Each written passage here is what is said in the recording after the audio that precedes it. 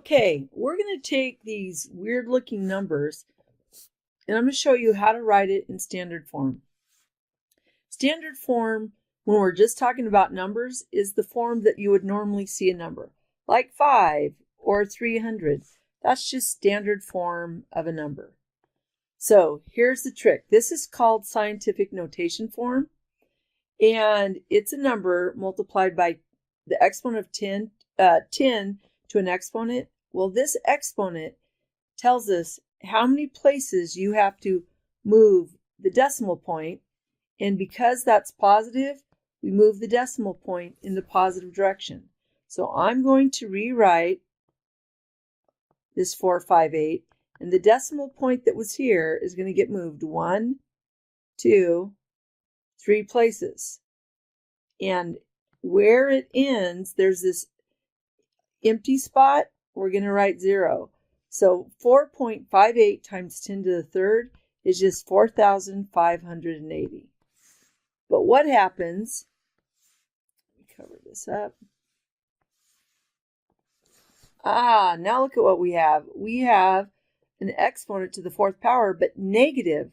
That means we're going to move the decimal in the negative direction.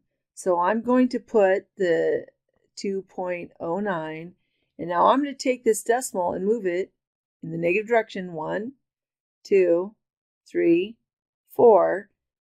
And because there's all of these missing spots, I'm going to go ahead and put the negative sign there. 0, 0, 0. And on the left side, it is now customary to put a leading 0 for before the decimal point. That means 0 holes in all of those numbers. So this negative exponent means you're going to have a fractional number, a number that exists between 0. If you're looking at a number line, and this is 0, and this is 1, this number 0.000209 exists somewhere, and it's going to exist really, really close to 0, because look how close that is to actually being 0. So anytime you have a number that leads with a 0 and it's positive, it exists between 0 and 1. Or if it's negative, it exists between 0 and -1. And any of the numbers that live here or here, you're going to have negative exponents. All right, and so now what happens when, let me get this all the way erased,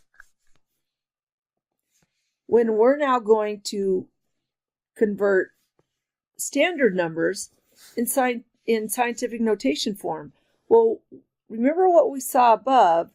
We saw a number with a decimal point and maybe another number, another 2 numbers, times 10 to an exponent. So we know that after the number 6 will be the decimal point. So we're going to put 6, we're going to put 5, and we're going to put 8. But look at what we have to do. The decimal point was there, and this is a number bigger than 1. So we know it's going to be a positive exponent. It's not a fractional number. And we have to move it 1, 2, 3, 4, 5 places. And notice I don't have to put all of those zeros, because 6.58 means the same thing as 6.58. This and this mean the same thing. Those zeros, this part, those 5 places right there are absorbed right there. All right, that's it for this one.